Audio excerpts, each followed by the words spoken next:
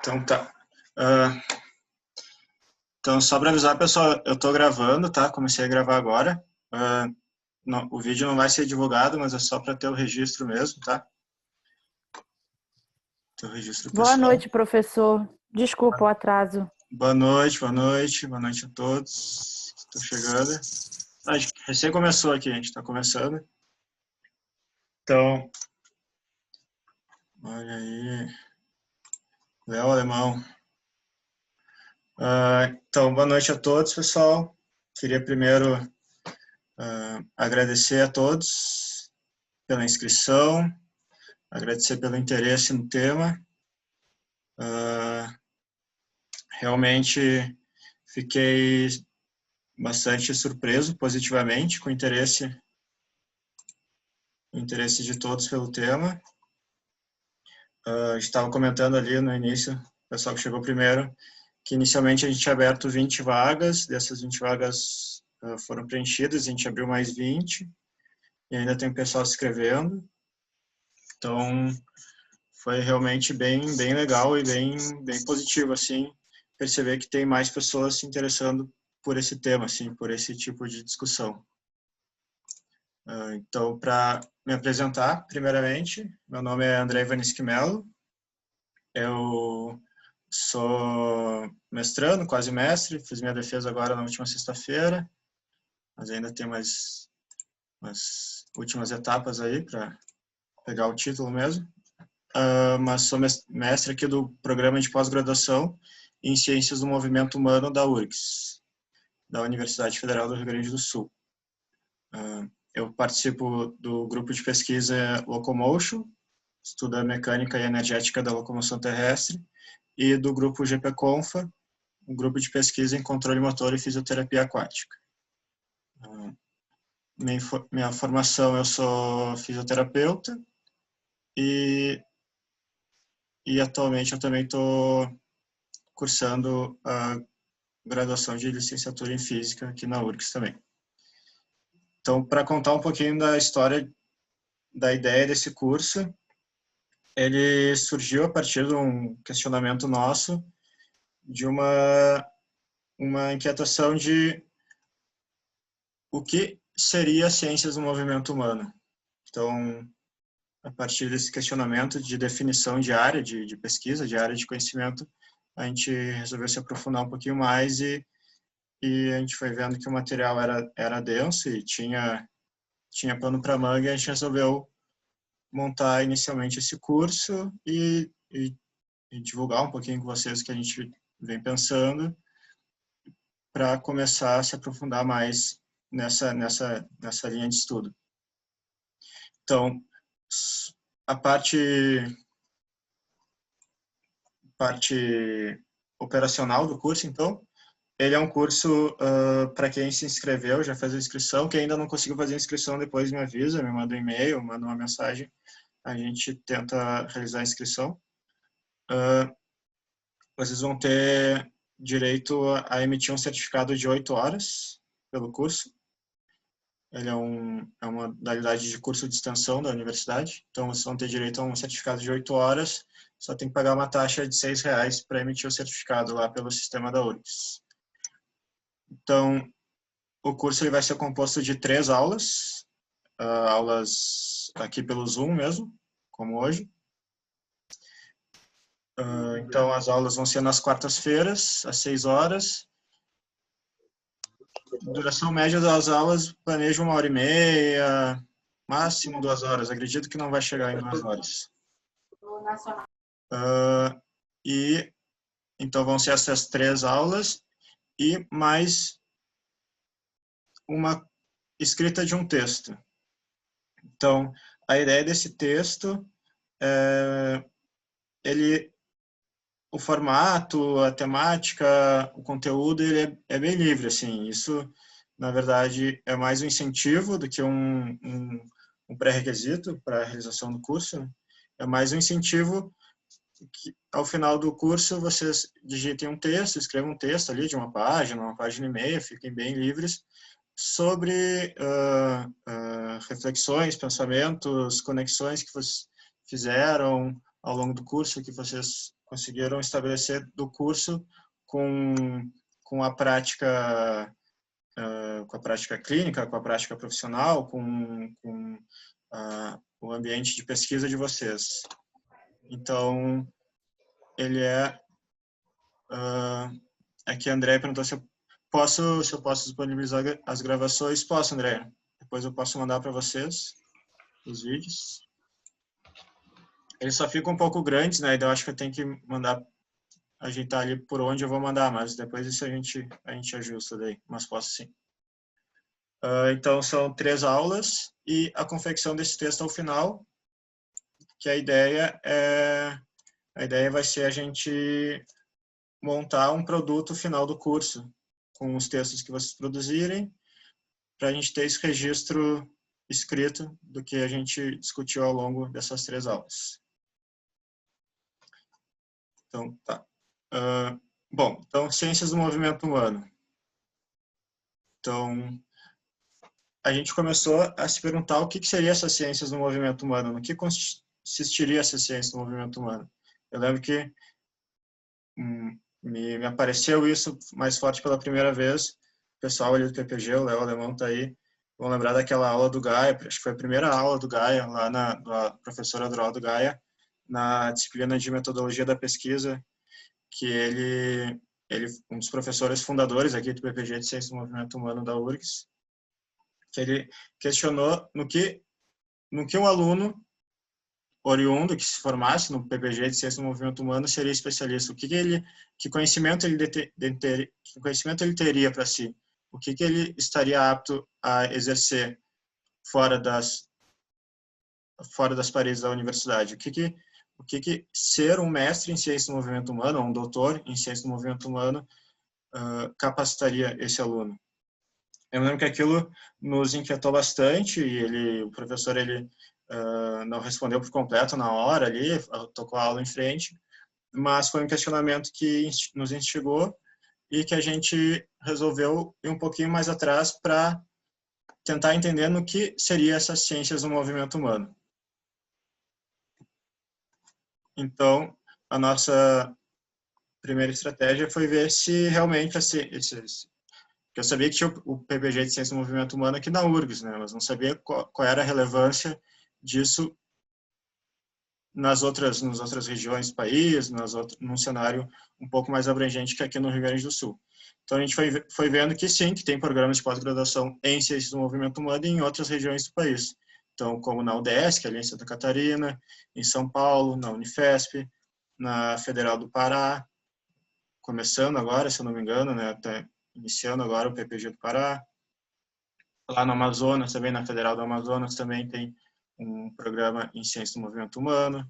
No Paraná também tem um programa de Ciência do Movimento Humano.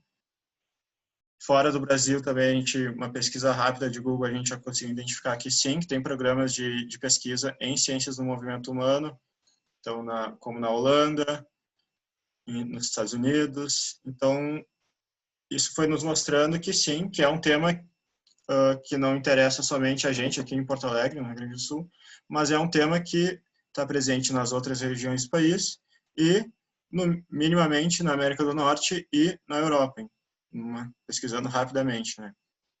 Então, isso foi nos dando indícios de que realmente é um tema que tem ressoa de alguma forma em outras universidades, em outras regiões do Brasil, em outros continentes. Então, aqui a gente tem um programa de pós-graduação em Ciência do Movimento Humano, aqui na Escola de Fisioterapia, Escola de Educação Física, Fisioterapia e Dança. E, então, a gente foi no site do PPG para tentar ver se tinha alguma definição de ciência do movimento humano, para ver se existia alguma definição clara e um pouco mais detalhada do que seria essas ciências do movimento humano. Então, a gente viu que ali no site do PPG, eles delimitam principalmente 2 linhas de pesquisa dentro do PPG de Ciência do Movimento Humano. Tem uma linha de pesquisa de movimento humano, cultura e educação, e uma linha de pesquisa de movimento humano, saúde e performance. Então, a gente pode ver, num primeiro olhar, assim, que tem essa linha de movimento humano, cultura e educação, que seria voltado mais para a área de humanas, uma linha de pesquisa um pouco mais qualitativa, um pouco mais sociológica, até antropológica, pedagógica, e ainda teria essa linha de movimento humano, saúde e performance, aí sim relacionado um pouquinho mais para a área quantitativa, um pouco mais da biomecânica, dos estudos mais biofísicos, biomecânicos.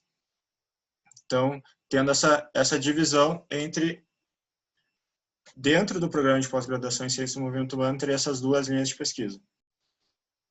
Então, a gente já pode ver que a história já começa a ficar um pouco mais abrangente, um pouco mais complexa. Então, se inicialmente a gente já estava um pouco na dúvida do que seria ciência do movimento humano, agora a confusão aumentou ainda mais, porque expandiu ainda mais esse campo de discussão de conhecimento, esse campo de produção de ciência. Então, uma estratégia foi ver os estudos publicados aqui no PPG pelos professores orientadores dos grupos de pesquisa aqui do PPG de Ciência do Movimento Humano. Então, a gente foi vendo diferentes padrões, diferentes temas, diferentes linhas de pesquisa desses professores. Então, aqui a gente tem um estudo publicado pelo o meu orientador de mestrado, Leonardo Pereira Tartaruga, e pela minha orientadora Flávia Martinez, que foi um estudo que eles publicaram agora em 2019, que, em linhas gerais, verificou o efeito da caminhada nórdica, um exercício de atividade física, sobre parâmetros de marcha, de locomoção, em idosos com Parkinson. Então, a gente percebe que é um estudo voltado mais para a área de linha de saúde e performance. Então, é uma atividade física realizada numa pista de corrida, numa pista de caminhada, em idosos com Parkinson, em idosos com uma doença neuromuscular progressiva. Então, a gente já vê que esse campo está dentro da ciência do movimento humano. Então, atividade física com idosos com doença neuromuscular. Então, a gente seguiu e viu esse outro estudo do grupo da professora Graciela Sbruzzi, da fisioterapia, que avaliou efeitos de estimulação elétrica transcutânea em parâmetros de dor, de função pulmonar, de força de musculatura respiratória, após toracotomia posterolateral, um ensaio clínico randomizado. Então, aqui, a gente já tem pacientes em UTI que realizaram uma cirurgia, uma toracotomia, e foram submetidos a um tratamento de estimulação elétrica transcutânea. Então, a gente vê que a situação já começa a se abrir ainda mais. Então, se lá a gente tinha idosos com Parkinson caminhando numa pista de corrida, agora a gente tem aqui pacientes acamados numa UTI submetidos a um tratamento de estimulação elétrica transcutânea. Ainda dentro do aspecto da linha de pesquisa de saúde e performance. Então, a gente vê que o negócio já começa a se ramificar ainda mais. Daí a gente seguiu. Daí a gente viu esse estudo da professora Cláudia Lima. Ela tem formação em educação física e fisioterapia. E nesse estudo, o objetivo deles era analisar a atividade muscular, a atividade eletromiográfica das partes do deltoide, no músculo do ombro, anterior, médio e posterior, durante exercícios de academia, exercícios de musculação. As antigas minhas.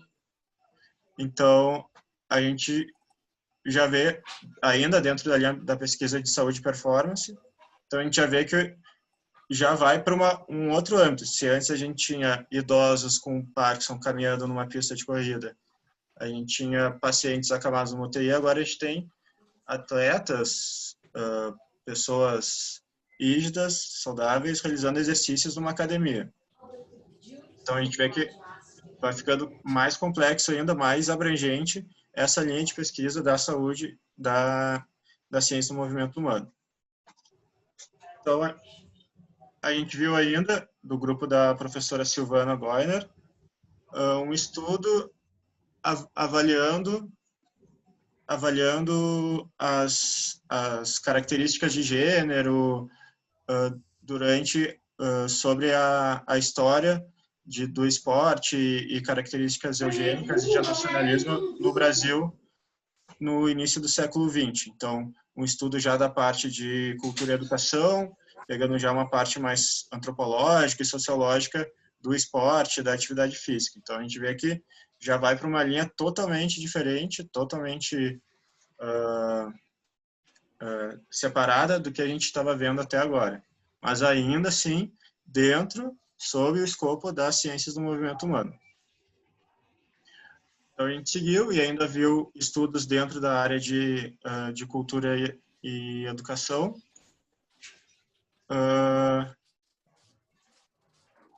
E viu um estudo que avaliava a autoetnografia de professores de escola e a experiência deles, professores de escola municipal pública de Porto Alegre.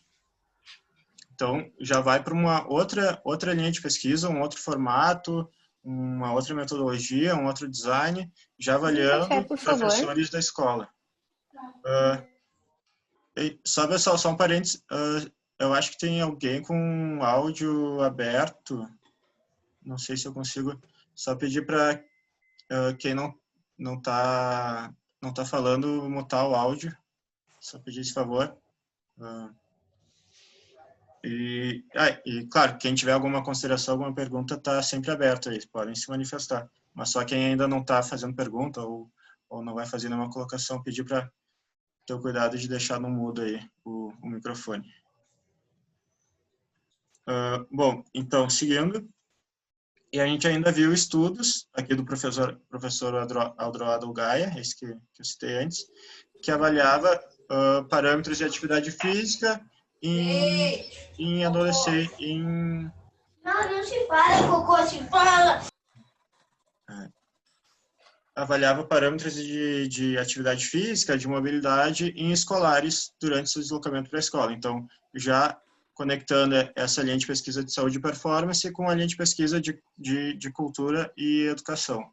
Então, a gente já vê que ainda assim, tem esses estudos que transitam, né, nessa fronteira aí entre as duas linhas de pesquisa.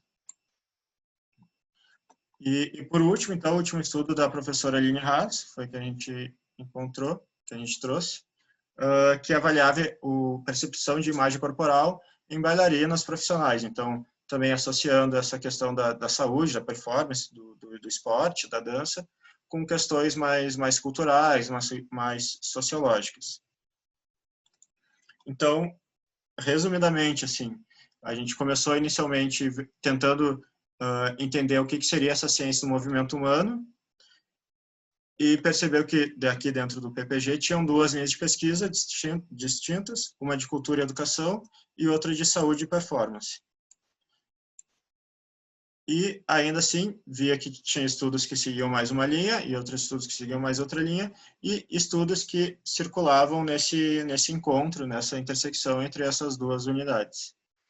Então, a gente começou tentando delimitar, tentando definir o que seria essa ciência do movimento humano e, no fim das contas, chegou que a gente chegou não conseguimos chegar numa definição clara do que seria essa ciência do movimento humano.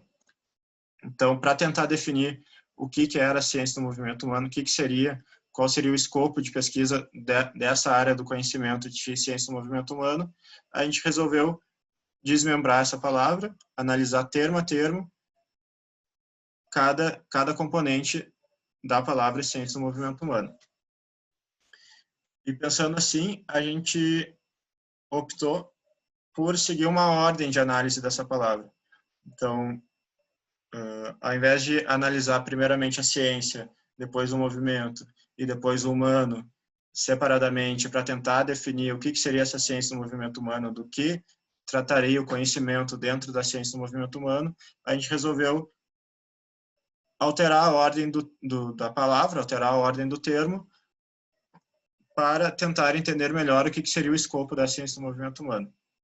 Então, a ordem que a gente escolheu foi, primeiro, analisar o movimento, depois analisar o humano e, por último, analisar a ciência. Mas por que a gente escolheu essa ordem específica? Só para adiantar, essa vão ser os temas das aulas. São 3 aulas. A primeira aula hoje vai ser sobre movimento, a segunda aula semana que vem sobre humano e a terceira, a última aula sobre ciência. Só para ir adiantando. Então, por que começar pelo movimento? Por que não começar pela ciência, já que é uma ciência, né? Já que a gente está falando sobre conhecimento, sobre pesquisa, sobre produção de conhecimento? Porque no nosso entendimento, o fator fundamental, primordial, que antecede aos outros 2 é o movimento. É a partir do movimento que os fenômenos da natureza operam. É a partir do movimento que a gente tem a natureza expressando, é a partir do movimento que a gente vai ter a determinação dos seres vivos, dos seres biológicos, e é a partir do movimento que finalmente a gente vai ter o surgimento do ser humano. Então, o movimento, a gente vai discutir ainda mais para frente, ele vai determinar tanto o início da ciência, quanto o início do humano. Então, vai determinar o início dos seres biológicos e o início da vida. Então, a gente optou por falar primeiramente do movimento. Na segunda aula, falar do humano, fazer uma retrospectiva filogenética evolutiva da espécie humana e uma análise do início da organização sociocultural da espécie humana, uma análise histórica da espécie humana, até a organização do humano ali na Grécia Antiga, que vai dar o surgimento da filosofia e posteriormente a ciência. Então, na primeira aula a gente vai falar sobre movimento até o surgimento da vida, basicamente, em linhas gerais. Então, na primeira aula a gente vai falar sobre movimento até o surgimento da vida. Na segunda aula, a gente pega do início da vida na Terra até Grécia Antiga, até o surgimento da filosofia e da ciência. E na terceira e última aula a gente pega a partir ali de Grécia Antiga, Aristóteles, do surgimento da física, da ciência, até discutindo um pouquinho mais epistemologicamente até os dias de hoje.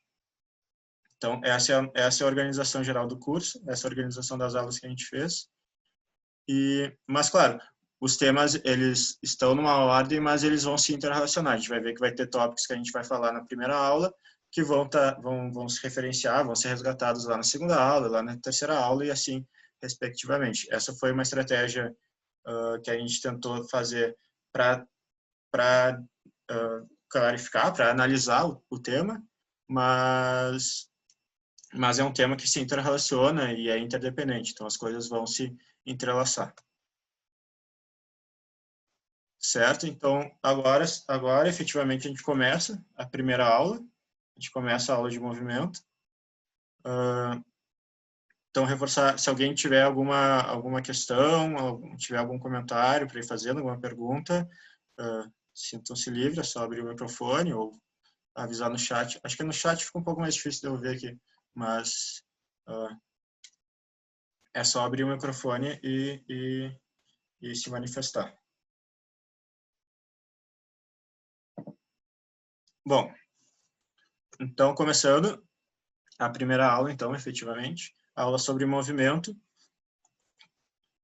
Essas foram as principais referências que a gente utilizou para montar a aula, então, super recomendo todos os livros, se quiserem, depois eu passo o nome certinho, a referência certinha.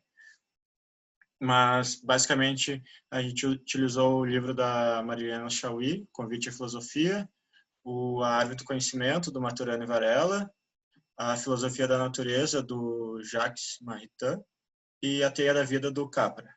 Então, basicamente, foram essas referências que a gente utilizou para montar essa aula. Depois, se quiserem, eu mando certinho os nomes e em que parte que cada referência foi utilizada para montar a aula. Então, inicialmente, o que é o movimento?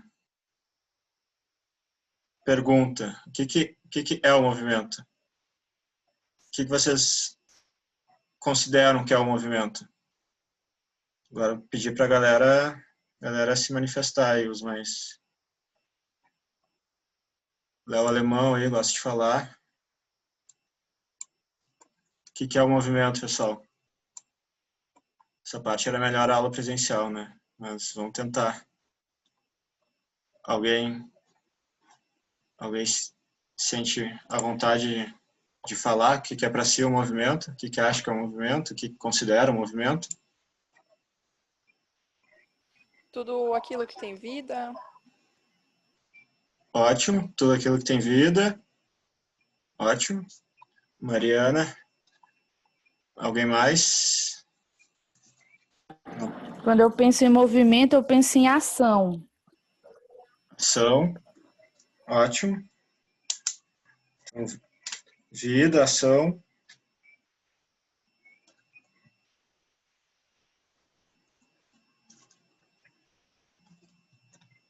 Alguém mais aí? O que é o movimento? Dá para compreender talvez como qualquer gerar o deslocamento de qualquer coisa, objeto ou alguém no espaço de um ponto ao outro. Ótimo, ótimo. Deslocamento no espaço de um ponto ao outro. Movimento também pode ser vida, nascimento, ressurgimento, começo.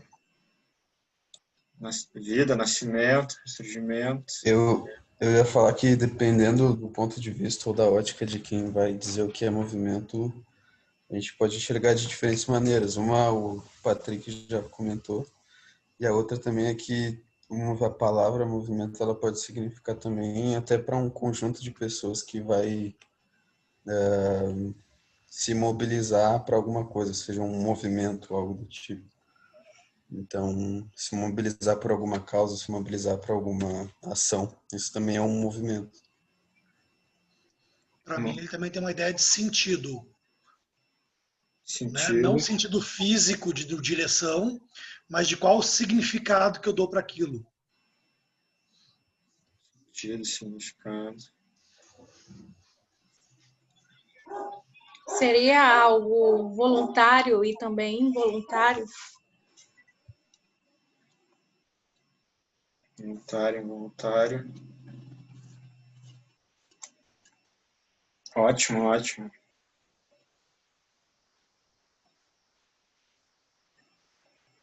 Então, apareceu, pessoal, apareceu vida, apareceu ação, deslocamento, nascimento, ressurgimento, mobilização social, movimento associado ao sentido, a um significado, movimento voluntário e involuntário.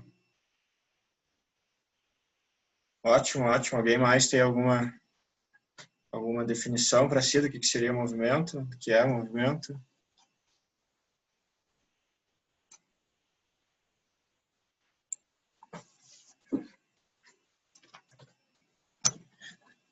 Mas muito bom, pessoal. Muito bom. Bom, eu não vou dar a minha definição de movimento porque eu sou muito indeciso. Então, o que eu fiz foi fazer 3 abordagens de movimento que acredito que elas contemplem a maioria dos tópicos que vocês falaram. Acho que todos vão ser contemplados. Acho que sim, acho que a gente consegue. Então, a ideia hoje é a gente falar sobre o movimento sob 3 óticas. Primeiro, falar sobre o movimento, o que significa, o que é o movimento na filosofia. Depois, falar o que é o movimento na física. E, por último, falar o que é o movimento na biologia, já deixando o gancho para a segunda aula de humano. Então, essa é a ordem e os assuntos que a gente vai tratar na aula de hoje. Então, primeiramente, com relação ao que seria um movimento na filosofia. O que é o movimento na filosofia? Então, movimento, do grego kinesis, para a filosofia, ele é toda ou qualquer alteração ou mudança experimentada por um ser. Então, para a filosofia, eu vou ter o movimento ele vai ser qualquer alteração em quantidade, em qualidade, que um ser, que a natureza vai sofrer, vai passar. Então, eu vou ter alterações de tamanho, de forma, de massa, de posição, de qualidades, de luminosidade, de estados de vida, de estado de saúde, enfim, qualquer mudança ou alteração que vocês conseguirem imaginar é movimento dentro da filosofia. Então, qualquer fenômeno da natureza que expresse, que represente uma mudança ou alteração é movimento. Então, dentro desse aspecto, a gente tem um conceito de devir, que seria o vir a ser, que é o devir na natureza. Então, é o movimento, é essa transformação que os objetos, que os seres, que as coisas, que os fenômenos da natureza passam. Então, nesse sentido, a gente começa analisando um dos principais embates filosóficos da Grécia Antiga, pré-socrática.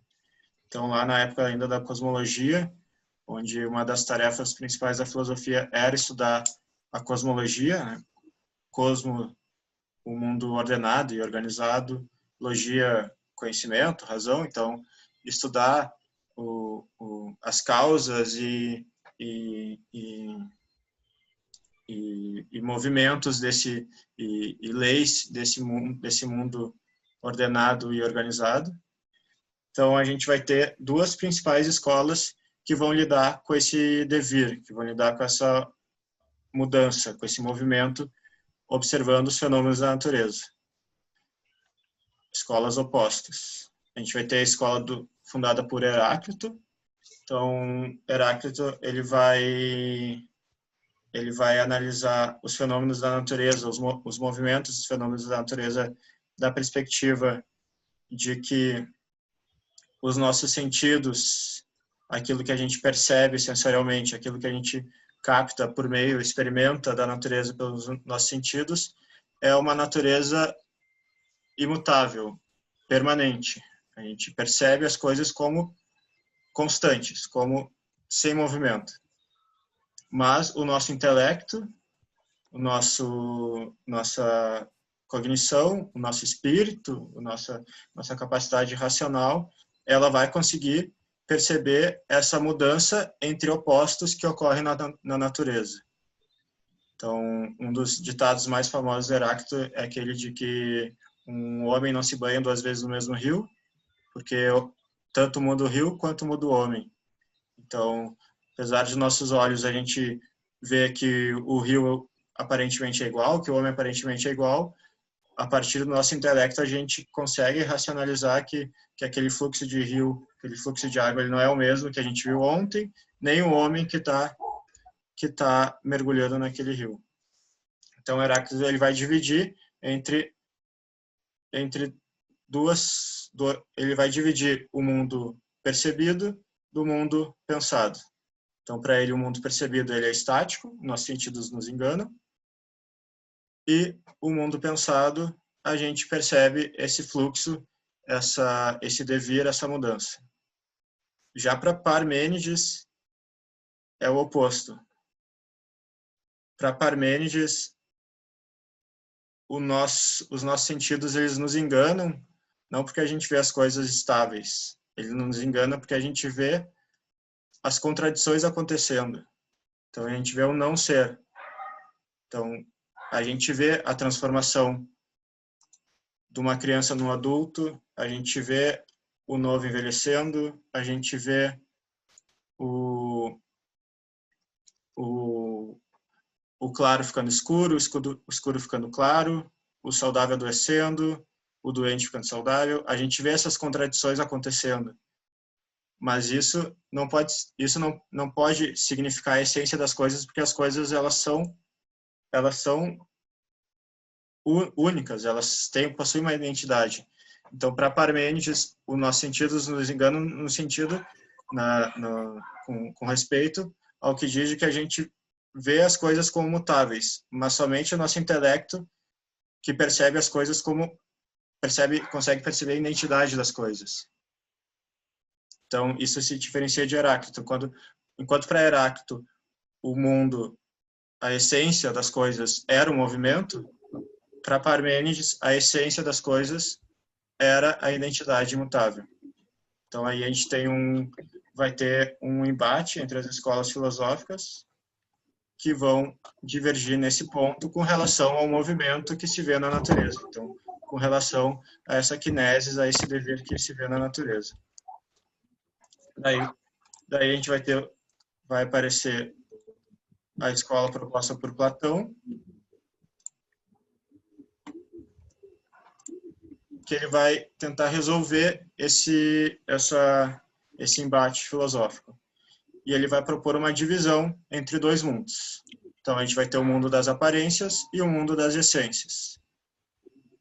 Então, o mundo das aparências é um mundo das sombras imperfeitas, é o mundo das cópias imperfeitas das ideias verdadeiras das coisas. Então, o que a gente vê pelo sentido é somente uma cópia imperfeita daquilo que as coisas realmente são, daquilo que a natureza realmente é. Ao passo que o mundo das essências, o mundo das ideias, o mundo inteligível, o mundo que a nossa razão atinge, ele é o mundo real, é o mundo verdadeiro, é o mundo onde as coisas, as características essenciais das coisas realmente existem, onde as características do humano em si, do bem em si,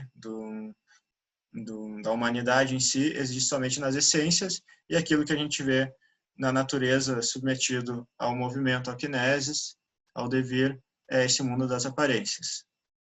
Então ele vai usar o mito da caverna, acredito que muitos já ouviram falar, do mito da caverna, em que nós somos prisioneiros, amarrados, olhando de frente para a parede da caverna, de costas para a entrada da caverna. Então, o que a gente vê é somente a sombra do mundo lá fora projetada na parede da caverna. Então, a gente só vê as aparências das coisas, uma sombra imperfeita das coisas como realmente são, das essências. E a única forma da gente se libertar dessas amarras e virar de costas e sair da caverna para ver o mundo das essências é por meio da dialética, por meio da filosofia.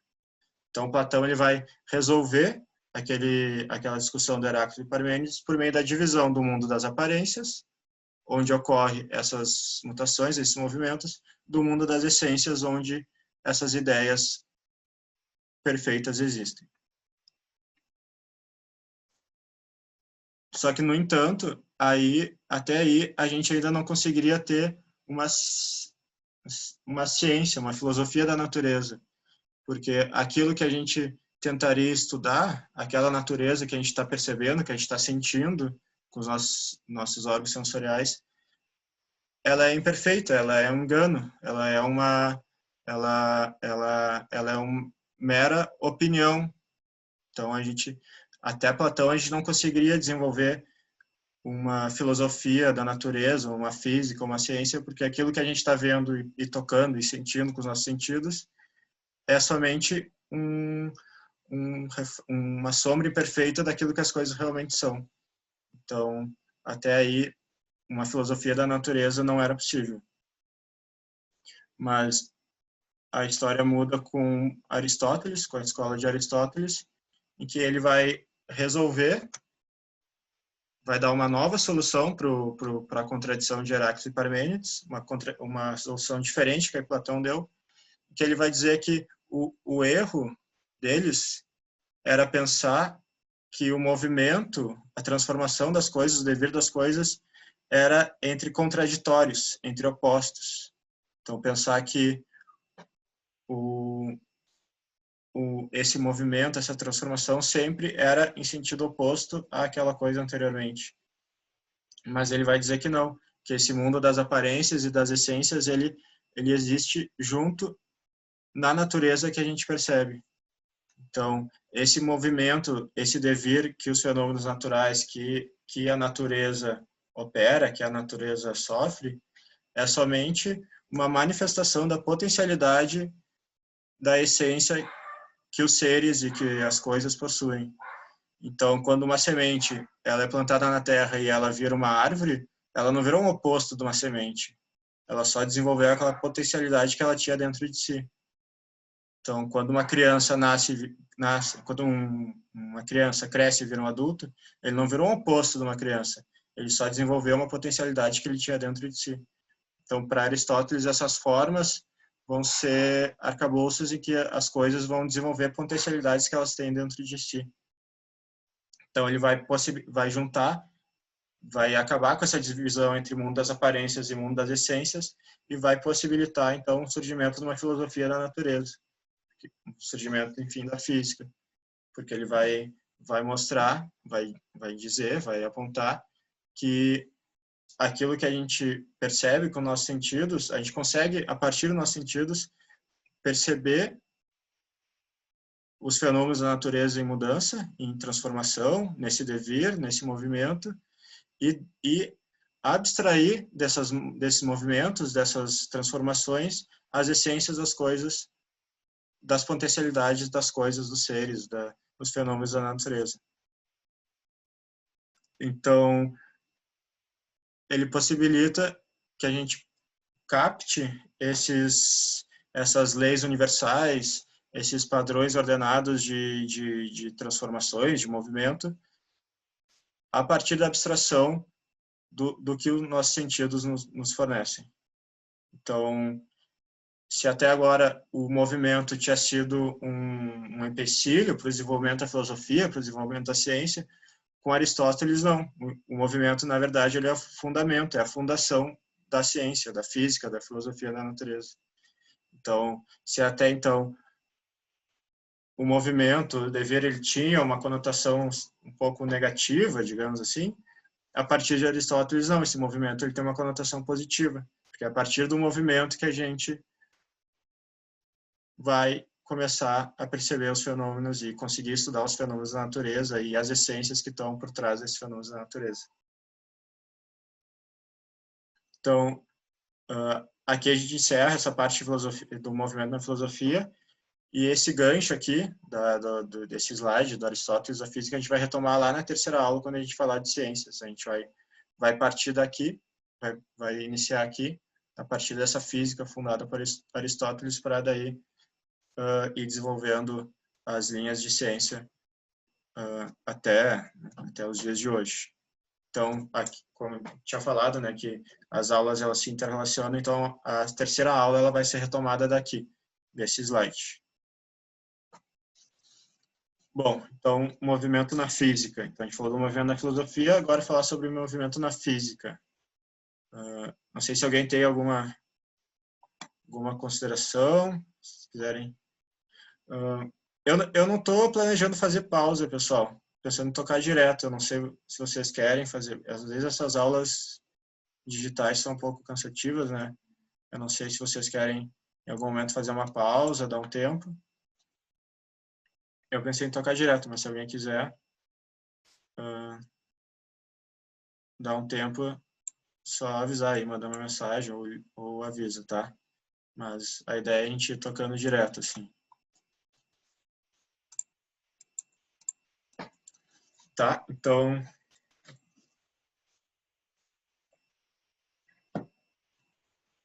a gente falou até agora do movimento dentro do espectro da filosofia e de como esse movimento, ele inicialmente era um empecilho para o estudo da natureza, e a partir de Aristóteles esse movimento possibilitou o estudo, o surgimento da filosofia da natureza e da física.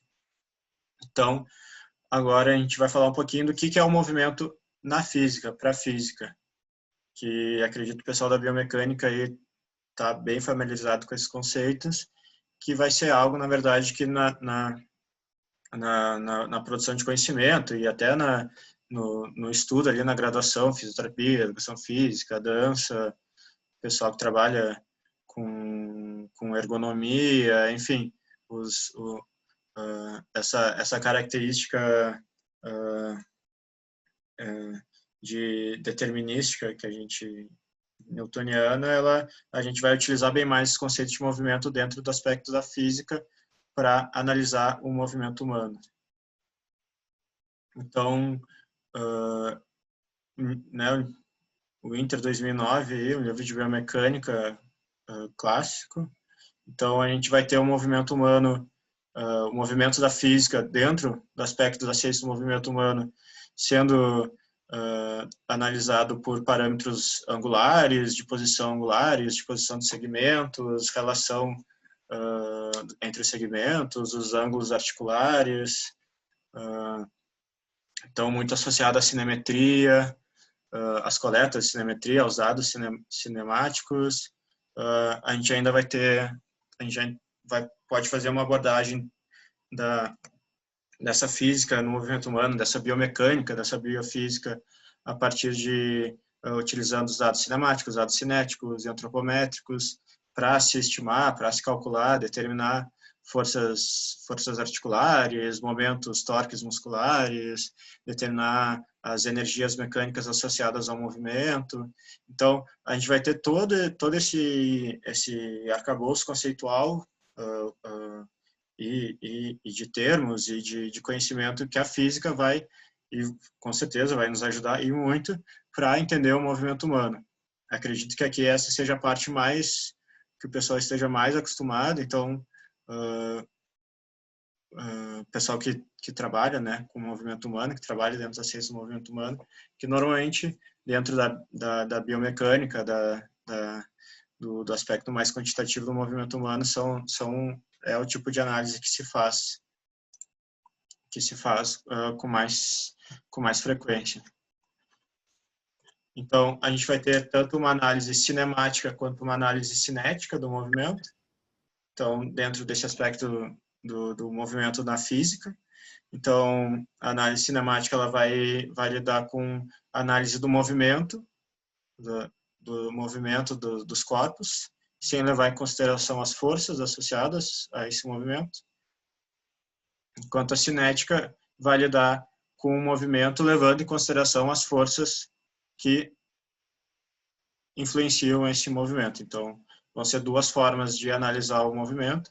Muitas vezes elas vão se complementar nas pesquisas, nos estudos, na nossa prática clínica, mas são duas abordagens distintas de se avaliar o movimento humano, pensando dentro do espectro da física.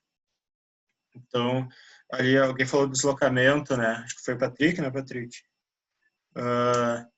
Então, inicialmente, quando a gente for analisar o movimento dentro da física, a gente vai ter o conceito fundamental de deslocamento de um corpo. Então, o deslocamento ele é a variação de posição. Então, posição é a localização de um corpo dentro de um eixo coordenado. Então, eu vou ter dentro de um plano coordenado. Então, eu tenho um plano cartesiano com eixo horizontal e eixo vertical, e eu tenho a posição de um corpo relativa a esse plano, num determinado instante, e após um determinado intervalo de tempo, esse corpo muda de posição, que é essa localização espacial do corpo, ele muda de posição, e essa variação de posição é deslocamento. Então, deslocamento, variação de posição. Então, aí eu já começo a ter os conceitos de referencial, plano cartesiano, corpo rígido, variação de posição. Então, eu já começo a ter conceitos científicos que a gente vai ver, que foram fundados ali na Revolução Científica, século XVI, século XVII. Eu vou ter que comprar remédio. E que vão ser utilizados para interpretar o movimento dentro de um escopo físico. Então, conceito básico de deslocamento, variação de posição. Então, aqui uma passada rápida, bem rápida sobre alguns. A ideia aqui não é a gente entrar na matemática funda, não é a gente desenvolver muitas as ideias ao fundo, é só apresentar uma forma de análise do movimento a partir do conceito físico. Então, a gente vai ter esses movimentos lineares, então a gente vai ter esses parâmetros de posição que a gente falou, os parâmetros de deslocamento, que é essa variação de posição. A gente vai ter parâmetros para se analisar sistemas dinâmicos, parâmetros de velocidade, que é a variação de deslocamento em determinada variação de intervalo de tempo. A gente vai ter a aceleração do corpo, que vai ser a variação da velocidade num determinado intervalo de tempo. Então, aqui, de novo, a ideia não é a gente voltar lá para o ensino médio e retomar esses conceitos, essas equações, essas fórmulas, é só para a gente relembrar e exemplificar de como que a física pode interpretar o movimento dentro do contexto da ciência do movimento humano. Só que, claro, a gente está lidando com corpos humanos, que tem segmentos ósseos, então tem articulações. Então, os movimentos humanos, eles sempre vão se dar a partir de contrações de fibras musculares. A partir da teoria das pontes cruzadas, a gente vai ter a tensão do sistema musculotendíneo tracionando os segmentos ósseos. Então, eu vou ter movimentos relativos entre segmentos ósseos em torno de um eixo articular, então eu vou ter uma rotação. Então, com certeza, os aspectos lineares do movimento vão ser importantes para analisar o movimento humano, mas dentro desse contexto que a gente está lidando com articulações que rotam em torno do eixo, a gente vai ter os aspectos angulares do movimento também sendo bastante importantes para analisar o movimento dentro das ciências do movimento humano. Então, as relações entre as conversões de parâmetros lineares para angulares vão partir desse conceito básico, dessa relação básica que um ângulo percorrido por duas linhas ele é igual ao arco da circunferência percorrido, dividido pelo raio do círculo. Então, a partir desse conceito de posição, de ângulo, de posição angular, a gente vai derivar todas as outras fórmulas de velocidade e aceleração angular para se fazer essa correspondência entre movimentos lineares e movimentos angulares. Então, aqui, de novo, a ideia não é a gente se aprofundar e desenvolver essas equações, mas é só mostrar, retomar de que como os movimentos lineares, eles podem ser projetados, entre aspas, para movimentos angulares, a partir dessa relação básica de ângulo, sendo a divisão entre o arco da circunferência e o raio da circunferência. Então, a partir dessa relação básica, a gente vai derivando os conceitos, as fórmulas, os parâmetros de deslocamento angular, de velocidade angular e aceleração angular. Isso vai ser bem importante para quem está analisando o movimento humano, novamente, por essa questão da gente estar lidando com articulações, com cotovelos que fletem, que estendem, joelhos que fletem, estendem, articulações que rotam, articulações que abduzem, que aduzem. Então, esses parâmetros angulares vão ser bem importantes quando se analisar o movimento humano. Mas, então, até agora a gente está falando da cinemática, está falando de parâmetros cinemáticos lineares e angulares. E agora a gente entra na cinética. Então, a gente começa a analisar também, vai usar esse recurso da análise das forças envolvidas no movimento para se analisar um movimento humano. Então, a gente vai ter, principalmente,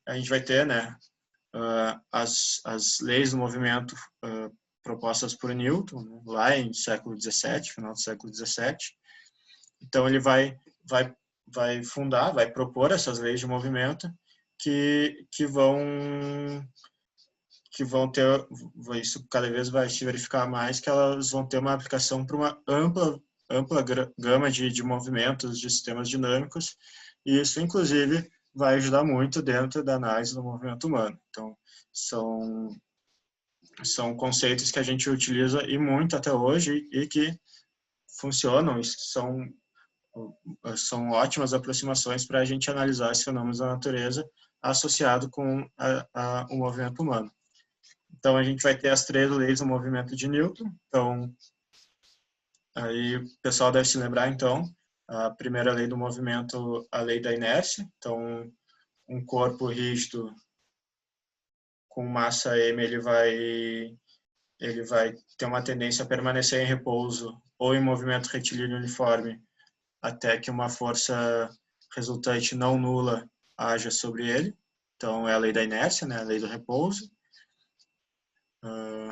Ainda a segunda lei do movimento de Newton, que vai nos dizer que a força resultante aplicada sobre um corpo é diretamente proporcional à variação de velocidade dele, à aceleração dele, e essas duas grandezas estão associadas por uma constante de proporcionalidade relativa a uma característica inercial do corpo, então a massa. Então eu vou ter que a força resultante é igual à aceleração, e essas duas grandezas vetoriais estão associadas por uma grandeza escalar associada ao corpo, uma grandeza inercial, que é a massa do corpo. Então, força resultante igual a massa vezes a aceleração.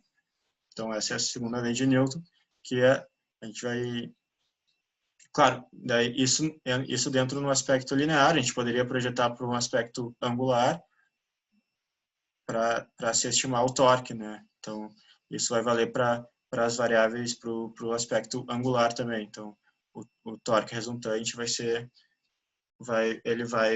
a gente também vai poder calcular, derivar a partir das leis do movimento de Newton. E a terceira lei de Newton, então, é a lei de ação e reação, que a toda ação há uma reação de mesmo sentido, de mesma direção em sentido oposto, sendo aplicada. Então, isso vai levar à lei de conservação, ao princípio de conservação do momento no sistema fechado.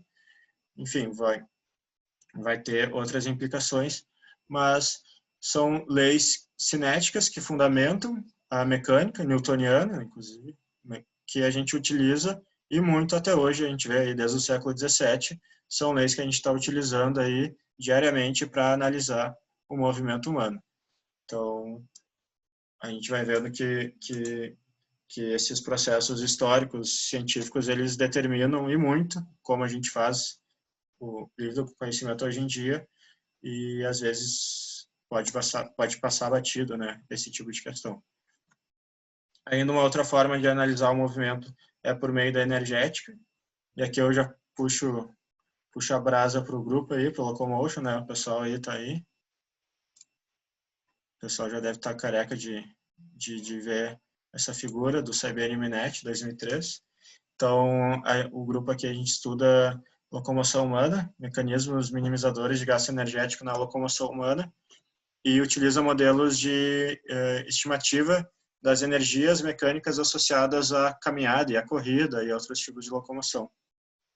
Então, existem esses modelos físicos de pêndulo invertido na caminhada e de sistema massa-mola da corrida, então a caminhada na esquerda e a corrida na direita.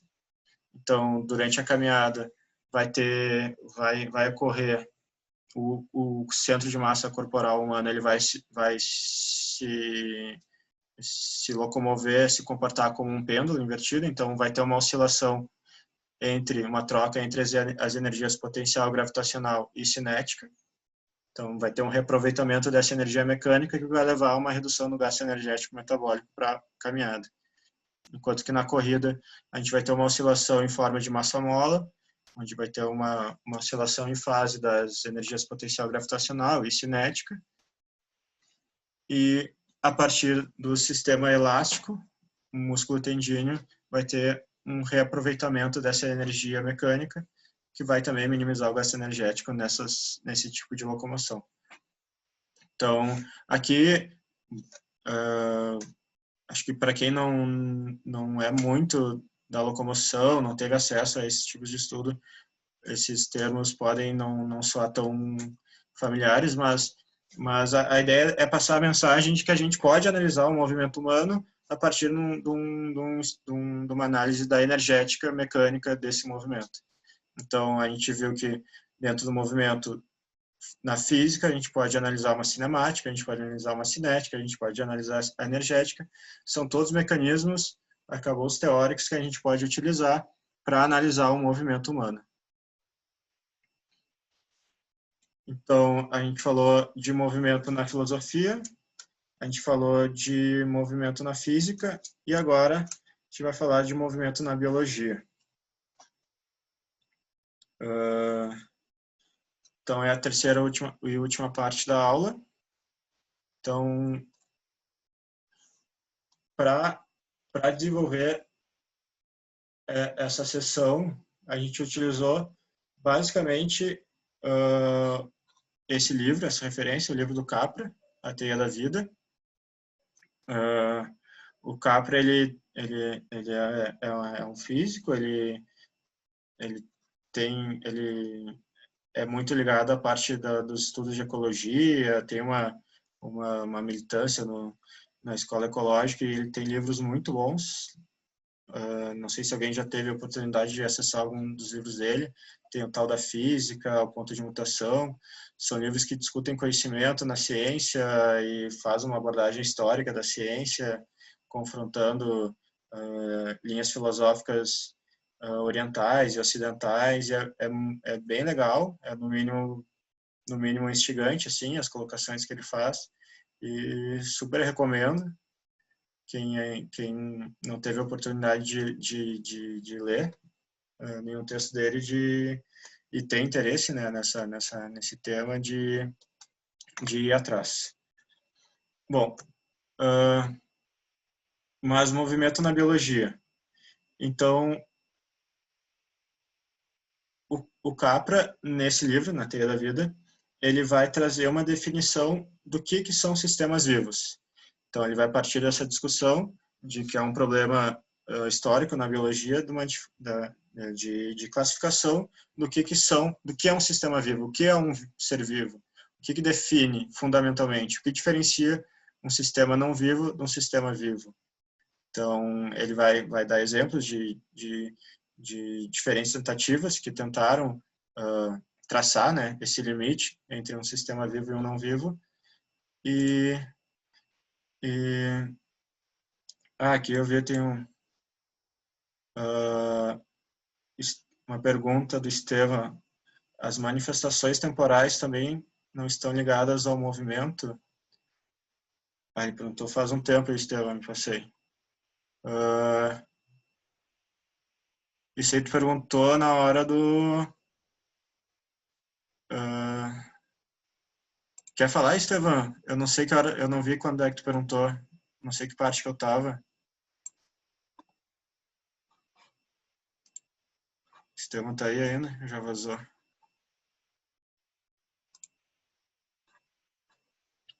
Estevam já vazou. Bom. Eu acho que foi no início, quando tu perguntou o que é o conceito de movimento pra gente. Foi a resposta dele para a pergunta. Tá, entendi. Tá, obrigado, Daniele. Tá bom. Fica anotado aí mais um conceito, então. Tá bom. Do Capra, então. Ele vai tentar definir sistemas vivos, diferenciar sistemas vivos e não vivos. Então, ele vai trazer essa teoria dos sistemas vivos, que ele vai se utilizar basicamente de dois autores, de duas linhas de pesquisa. Uma do Maturana e Varela, a teoria de Santiago, e uma do Ilya Prigogine, um físico-químico, ganhador de prêmio Nobel. Então, ele vai se utilizar de conceitos que esses três autores trazem para definir o que é um sistema vivo, para determinar o que é um ser vivo. E a gente vai perceber que, tanto na teoria geral, o movimento está presente. Então, tanto na definição geral do que é um ser vivo, o movimento, o conceito de movimento biológico, ele vai estar presente, quanto dentro de cada característica fundamental que o Capra vai trazer, o movimento ele vai ser definidor desse critério fundamental que ele coloca para definir o que é um sistema vivo. Então, o Capra vai trazer três conceitos principais, então, para se definir o que é um sistema vivo. Então, a gente vai ter o conceito de padrão de organização, o conceito de estrutura e o conceito de processo.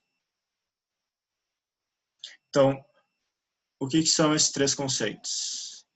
Padrão de organização, o Capra vai trazer, isso ele vai pegar do Maturana e Varela. Ele pega o padrão de organização e o processo do Maturana e Varela, e a estrutura ele pega do Ilya Prigogine.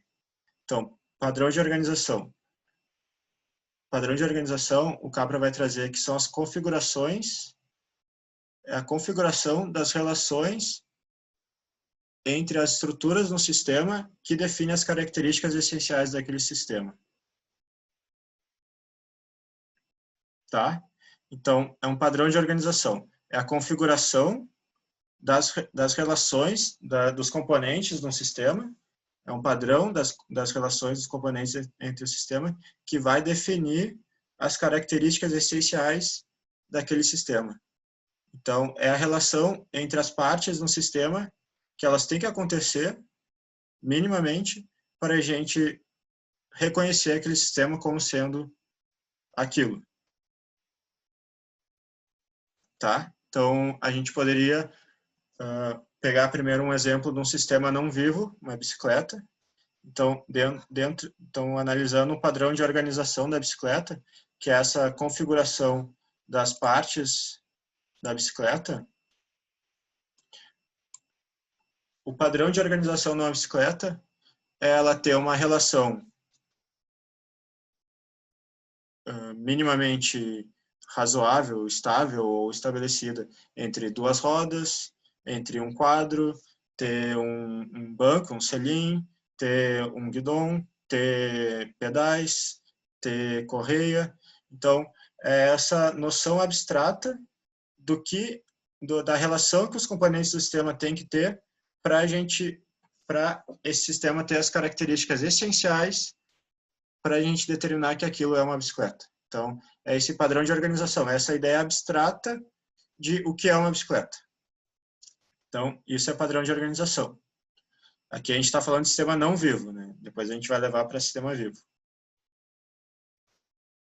A estrutura, então, a estrutura de um sistema, para o Capra, ele vai dizer que a estrutura é a incorporação física do padrão de organização.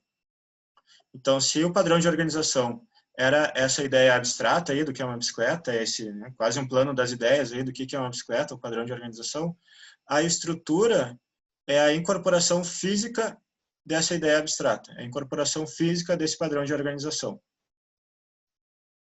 Então, se no padrão de organização eu vou dizer que a bicicleta ela tem que ter duas rodas, ela tem que ter um selim, um banco, ela tem que ter um guidão, tem que ter um quadro, tem que ter 2 pedais. Beleza. A estrutura, ela vai ser a materialização real desse padrão de organização. Então, ela vai ser...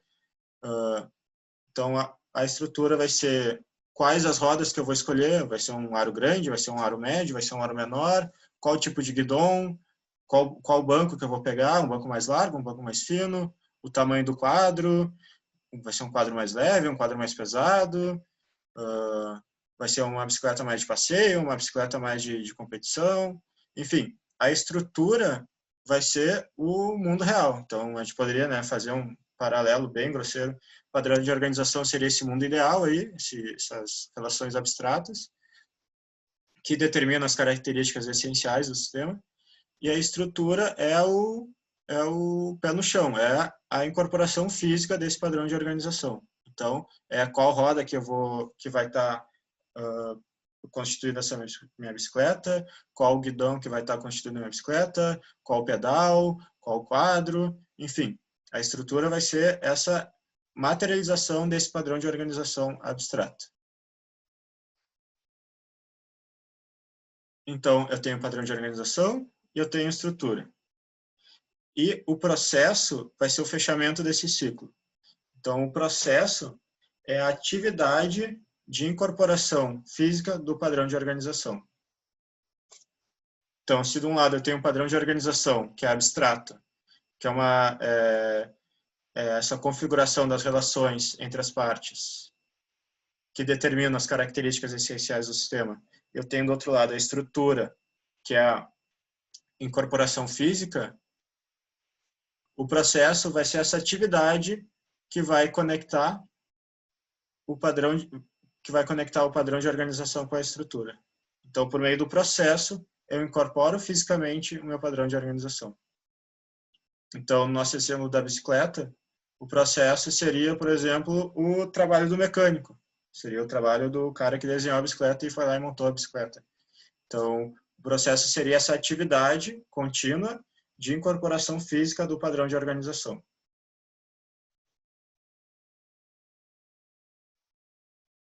Tá? Deu para entender? Professor, eu não sei se eu estou viajando aqui, mas o padrão de organização voltado assim para um organismo vivo seria como se fosse a genética e a estrutura, o fenótipo, as características desse organismo vivo? Não sei, eu não sei se estou viajando aqui.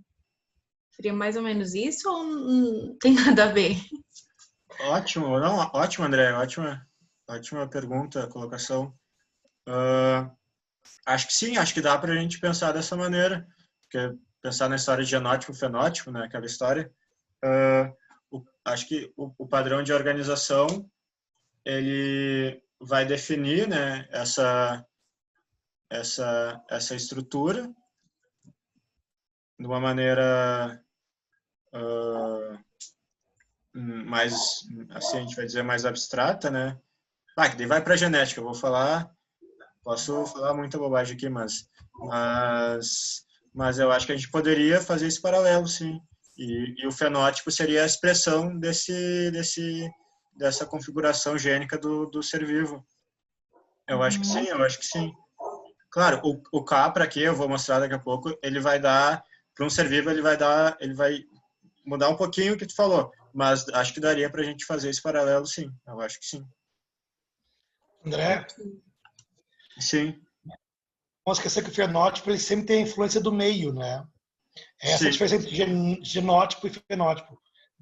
Né? Que eu acho que só para resgatar lá da física, lá, a cinética, né? A cinética tem a influência do meio, né? Não é só o movimento do corpo livre do espaço, mas tem as influências das forças, por exemplo, gravitacionais e assim por diante. Sim. Né? Só fazer uma relação entre os elementos. Não, perfeito. Esse da cinética, perfeito, Félix, é isso aí.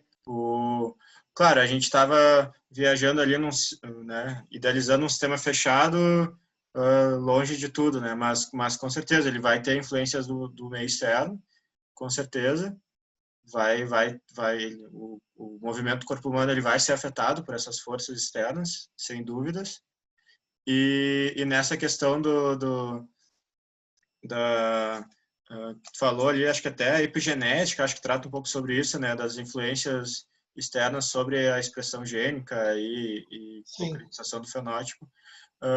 A gente vai ver que isso vai estar relacionado com o processo, vai estar relacionado com essa ideia de processo, com esse momento do processo, com essa atividade de incorporação física. Então, claro, o Cabra quando ele escreveu o livro, agora o ano eu não vou, mas ele já faz alguns anos, acho que década de 90, sei lá, 97. Então acho que não estava tão desenvolvida essa parte da genética assim quanto hoje, né? Mas eu acho que a gente poderia fazer esse paralelo, sim, eu acho que sim. Até isso é ótimo, até a ideia da gente estar trazendo esses temas e esses conceitos é para colocar na roda mesmo, é para instigar, é para a gente refletir e ver diferentes aplicações. Perfeito. Alguém mais tem alguma questão, alguma consideração?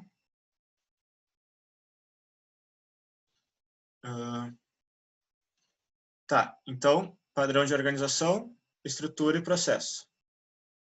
Padrão de organização, a configuração das relações entre os componentes que determinam as características essenciais do sistema. Estrutura, a incorporação física do padrão de organização. E o processo é essa atividade, que vai fechar o ciclo, é a atividade de incorporação contínua do padrão de organização. Beleza, mas a gente está falando de uma bicicleta até agora, né? Aí o pessoal já levantou e a ideia, né, agora a gente falar sobre sistemas vivos. Então, o que o Capra, a partir dessas ideias, ele vai definir como os critérios fundamentais de classificação no sistema vivo. O que um sistema, quando a gente olhar um sistema, analisar um sistema, o que ele tem que ter para a gente dizer, ó, isso aqui é um sistema vivo. Então, é o checklist do que um sistema, né, um sistema, uma relação entre partes, tem que ter para a gente afirmar que é um sistema vivo, dentro dessa teoria dos sistemas vivos do Capra. Então, o Capra vai dizer que o padrão de organização tem que ser um padrão autopoético, a estrutura tem que ser uma estrutura dissipativa e o processo, um processo cognitivo.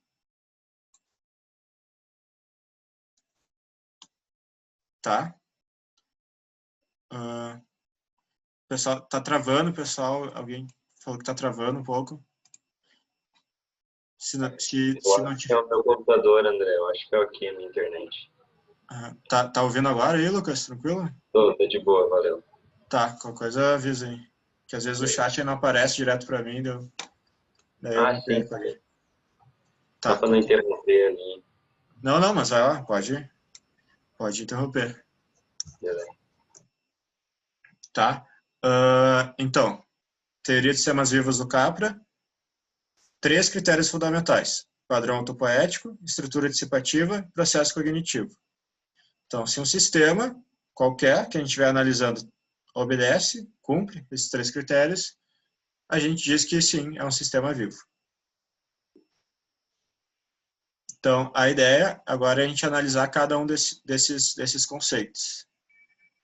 E eu vou tentando ao longo fazer algumas correlações que eu consigo estabelecer, assim, talvez, entre esses critérios e análise do movimento humano, pelo menos do que eu consigo da minha experiência.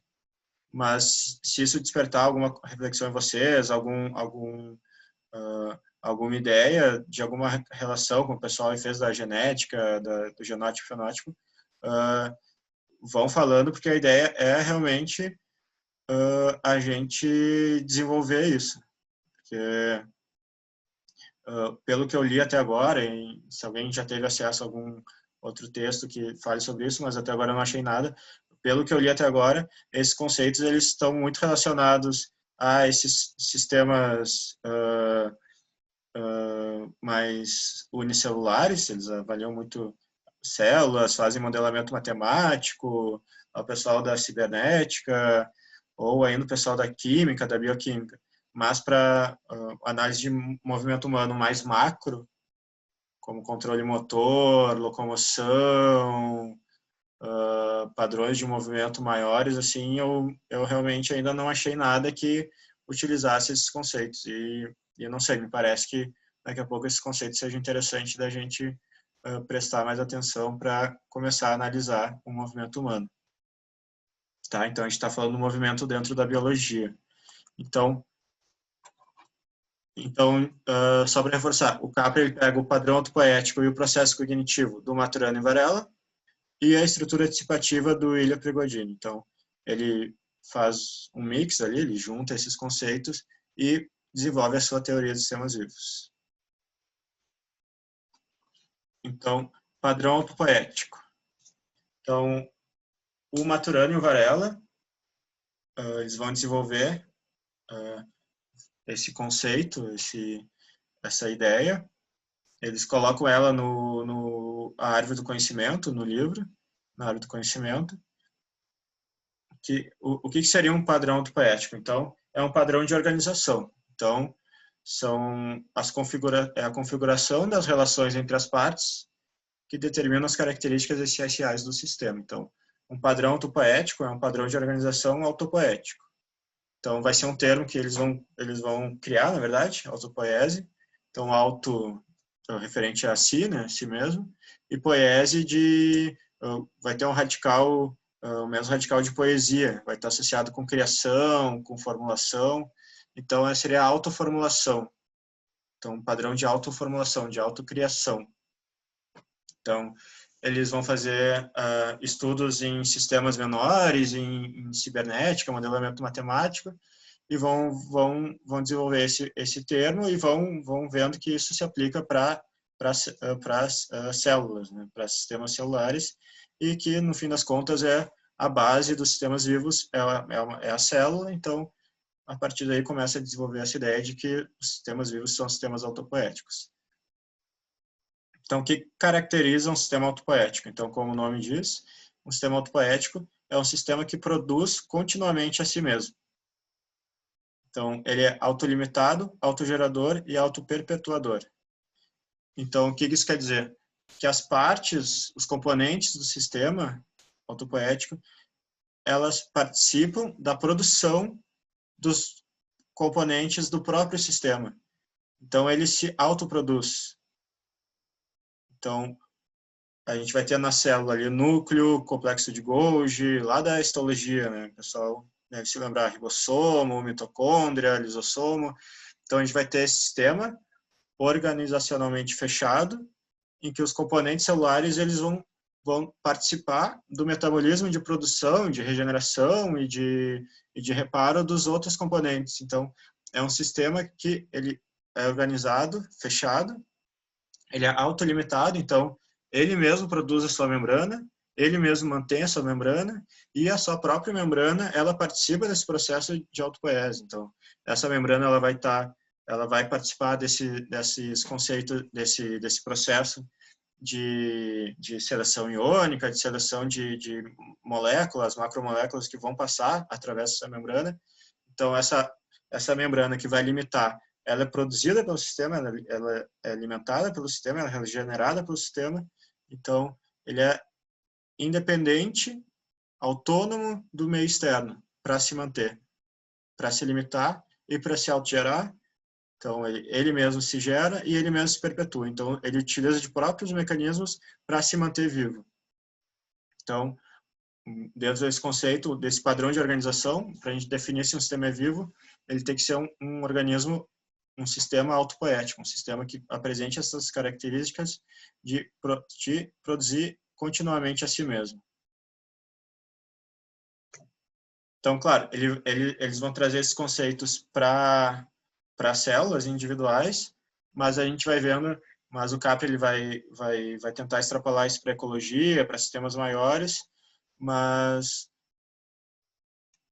são ideias que apresentam aqui, a gente percebe o movimento participando constantemente desse mecanismo autopoético de autogeração, de autoperpetuação, desse fluxo de matéria que acontece nesses sistemas autopoéticos. Então, se o sistema vivo ele tem um padrão de organização autopoético, ele tem uma estrutura dissipativa, característica dissipativa. Esse conceito de estrutura dissipativa, então, foi desenvolvido pelo físico-químico William Prigodini. Ele desenvolveu a partir de estudos de reações químicas e análise de fluxos de convecção de calor em fluidos, mas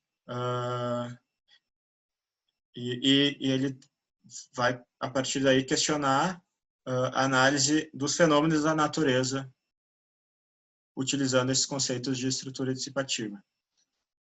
Então, esse termo, né, estrutura dissipativa, ele dá essa ideia de estrutura, de algo rígido, de algo fixo, né, parado, e dissipativo dá essa ideia de algo em movimento, algo que se dissipa, algo que libera, algo que está em fluxo. Então, é essa ideia, é um sistema organizacionalmente fechado, mas energeticamente aberto, metabolicamente aberto. Então, o Capra vai fazer essa comparação com um redemoinho de água, um vórtex de água, em que ele tem uma estrutura estabelecida, uma estrutura estável dos fluxos de água, das moléculas de água passando por ele, mas ao mesmo tempo ele tem um constante fluxo dessas moléculas, ele tem um constante fluxo de energia e de forças acontecendo nesse redemoinho. Então é uma estrutura em movimento. Então a gente viu que o movimento fazia parte do sistema autopoético, o movimento também faz parte dessa estrutura dissipativa. Então, se um sistema vivo ele tem que ser organizado de forma autopoética, a estrutura dele é dissipativa. Então, o que o Prigodini vai trazer ele vai desenvolver, a partir de estudos termodinâmicos, ele vai propor uma mudança da análise das equações termodinâmicas desses sistemas. Então, enquanto a termodinâmica clássica ela vai trazer que os sistemas térmicos eles tendem ao equilíbrio, à desordem máxima, o Ilya Prigogine vai verificar que esses sistemas de estrutura dissipativa eles são estáveis, ou seja,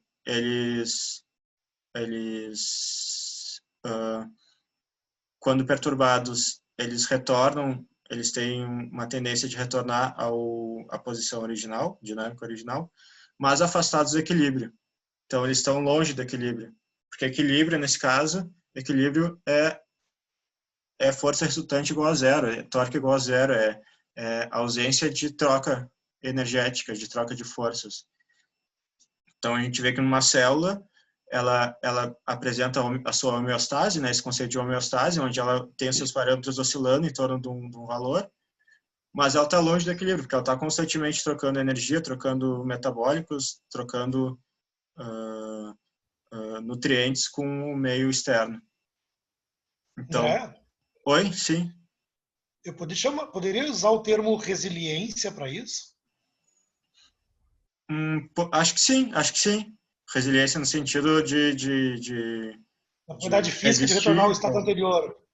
De resistir, da capacidade de resistência e de retornar ao estado anterior, entre aspas, né? Acho que sim. Tá. Sim.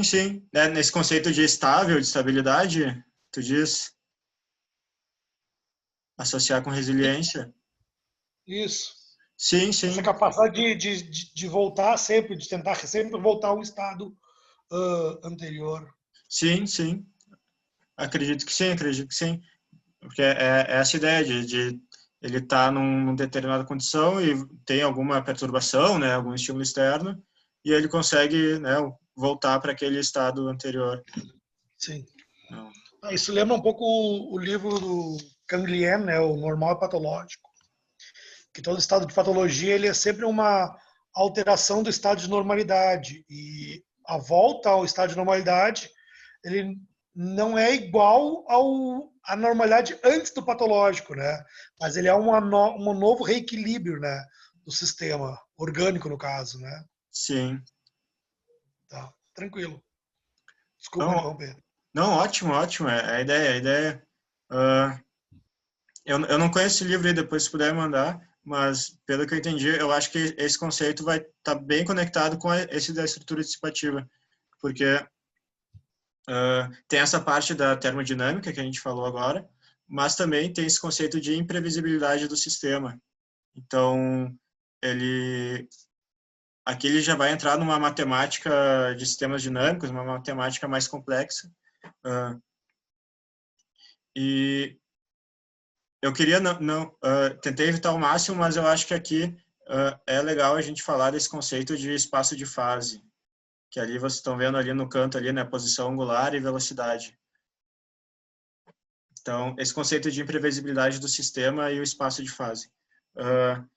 O espaço de fase é esse espaço geométrico abstrato. Então, é um sistema cartesiano, né, lá, eixo X e eixo Y, onde, ao invés ali do eixo X ser horizontal e o eixo Y vertical, cada eixo corresponde a um parâmetro, uma característica dinâmica do sistema. Então, por exemplo, ali, se eu tenho um pêndulo, né, eu tenho um pêndulo simples, um sistema, os pêndulos simples oscilando, estou com um pêndulo na mão. Se eu quero dizer para uma pessoa como é que está se comportando esse pêndulo no tempo, sei lá, comecei a cronometrar, tempo 0 e estou cronometrando ali. Se eu quero dizer para uma pessoa, no segundo 3, como é que está se comportando dinamicamente o meu sistema, eu tenho que oferecer, pelo menos, né, essas duas informações, de velocidade e de posição angular. Então, vejo que esse é um espaço abstrato em que cada eixo corresponde a um parâmetro do sistema dinâmico. Então, eu tenho que informar para a pessoa, o pêndulo no segundo 3, ele está com um ângulo de 30 graus com a vertical, 30 graus positivo, e numa velocidade de 2 metros por segundo positivo. Eu vou ali, eixo X velocidade, 2 metros por segundo positivo, marco, posição angular, 30 graus positivo, né? Faço a intersecção entre os dois eixos e marco o meu ponto. Então, eu vou ter uma posição do meu sistema dentro desse espaço de fase. Então,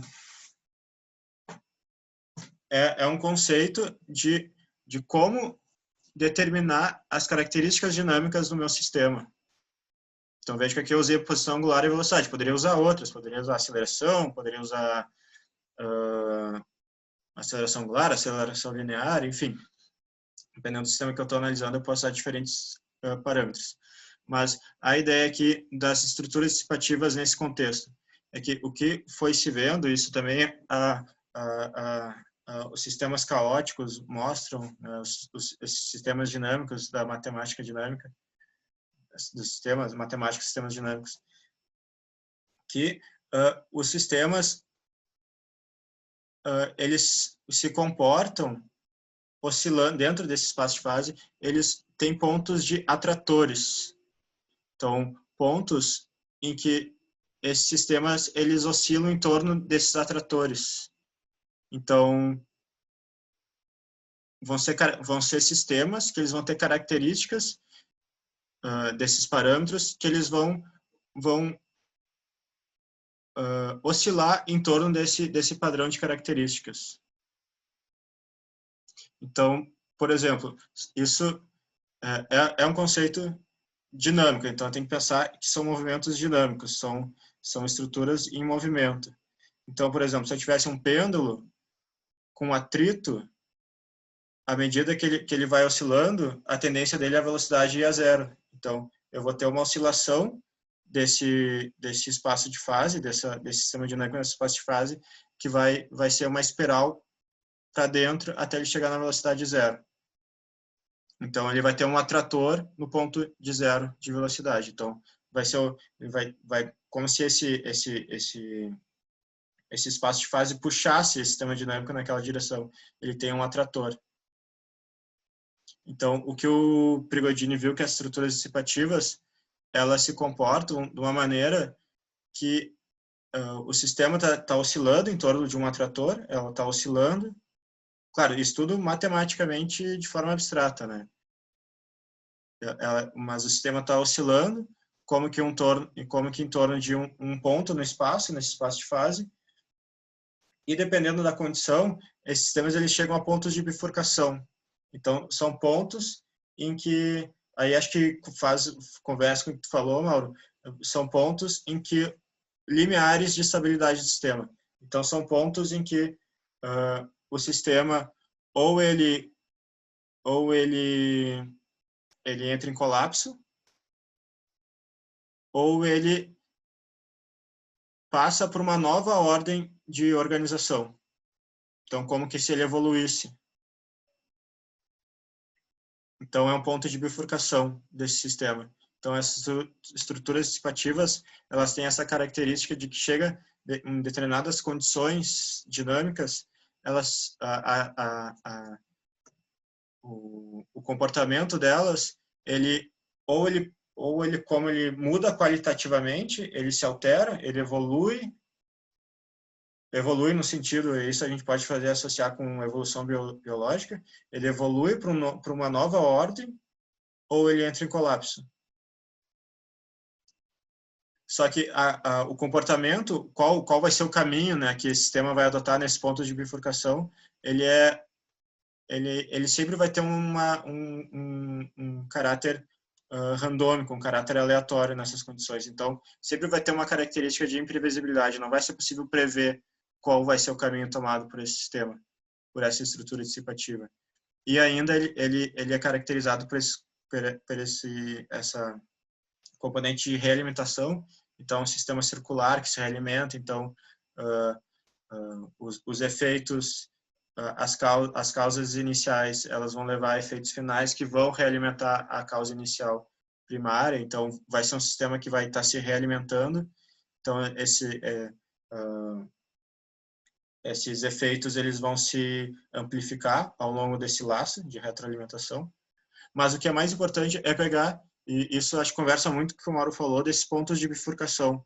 Então, a gente poderia pensar, por exemplo, nesse paciente que teve uma patologia, que o Mauro falou, de daqui a pouco, após a patologia, ele teve uma mudança das características de sistema musculoesquelético, locomotor, enfim, sistema de controle motor.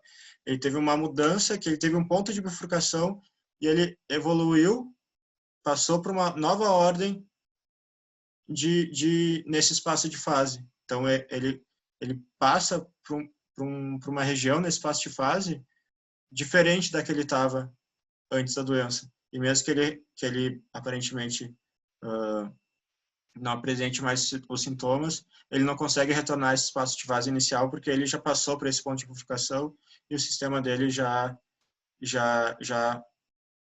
se transformou qualitativamente.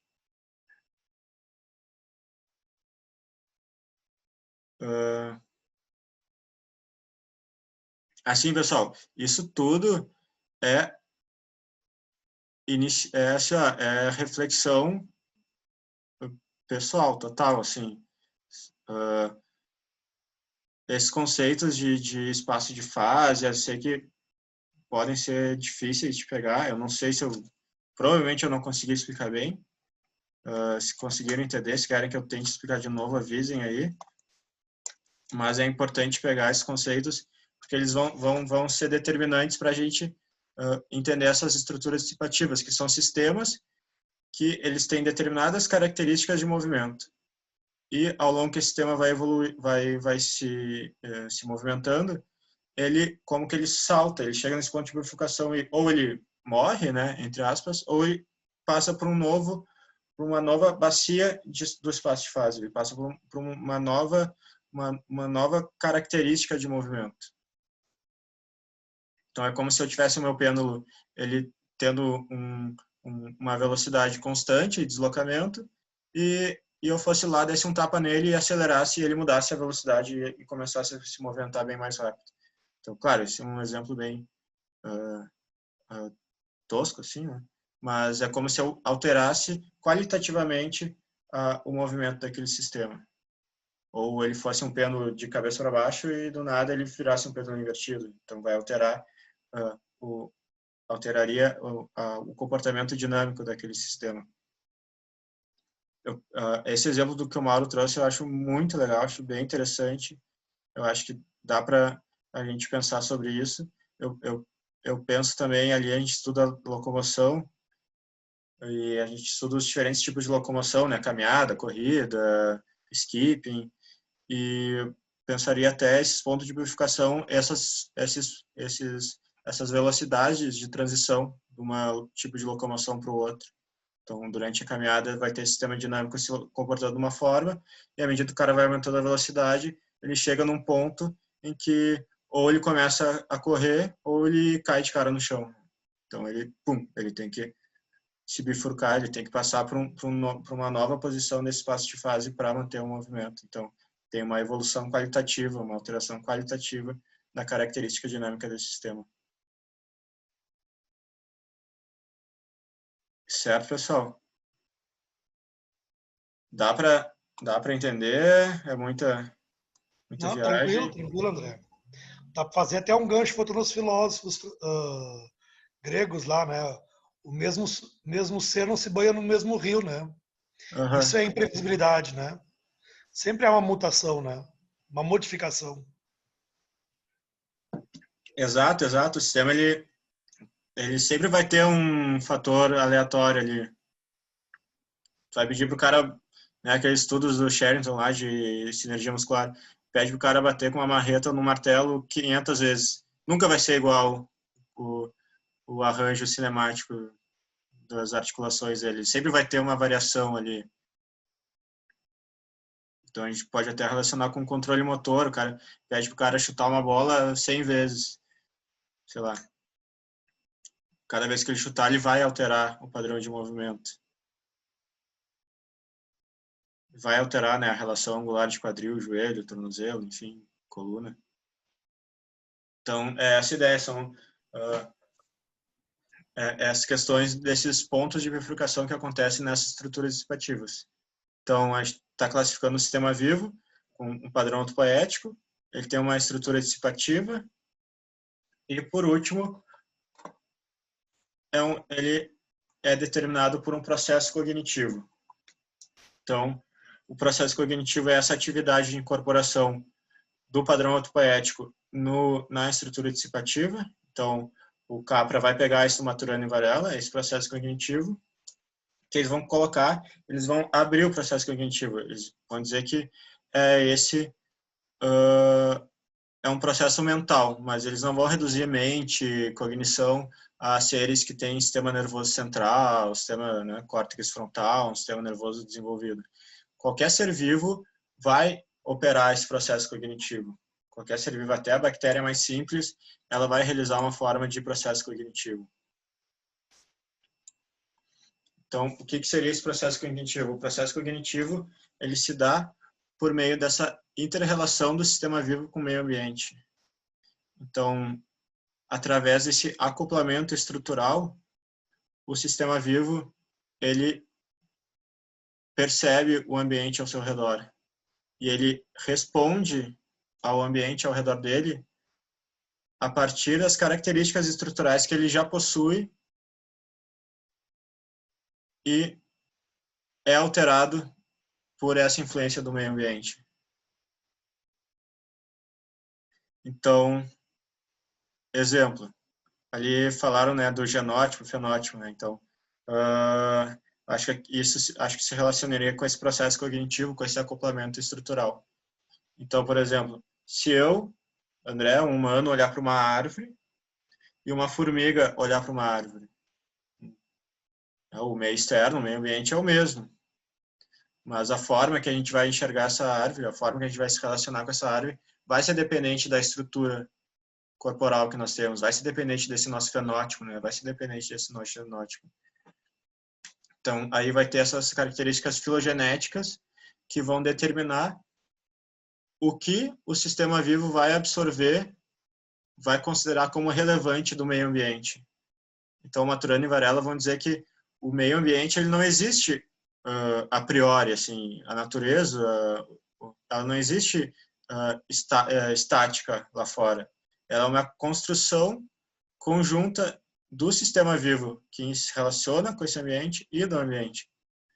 Então, dependendo do sistema vivo que está frente a esse ambiente, a resposta do sistema vivo e a forma que esse ambiente vai afetar o sistema vivo é diferente. Então, o comportamento de um cachorro e de uma bactéria frente a uma poça d'água é totalmente diferente, mas a poça d'água é a mesma. Então, então, o comportamento, esse acoplamento da estrutura do sistema vivo com o ambiente vai ser dependente, sim, do ambiente, né, do estímulo externo, mas também vai depender dessa estrutura prévia que o sistema vivo possui. E ainda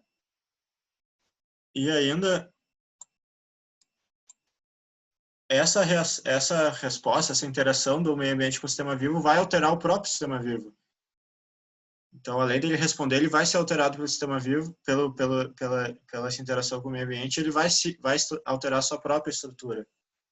Então, a gente vai ter aquelas situações, vem à cabeça aquelas situações de sensibilização, né, de dessensibilização do sistema sensorial. O cara está com uma pedra no sapato, no início está incomodando, e depois de um tempo, aquela pedra no sapato altera o limiar de potencial de ação das fibras sensitivas, e o cara para de sentir aquela pedra no sapato. O sapato é o mesmo, a pedra é a mesma, o pé é o mesmo, mas algo no sistema vivo alterou estruturalmente por causa desse acoplamento estrutural. Perguntaram aqui, mas essas modificações orgânicas e alterações de sistemas iniciais também interferem no movimento do meio genético futuro? Essas modificações orgânicas e alterações de sistemas iniciais.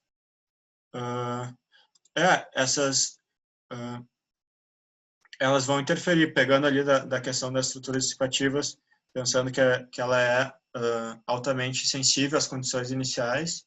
Então, se eu tiver uma alteração das condições iniciais, eu vou ter uma alteração do comportamento, né? E ainda relaciona até com os conceitos de aprendizado motor, de aprendizado gesto-motor, né?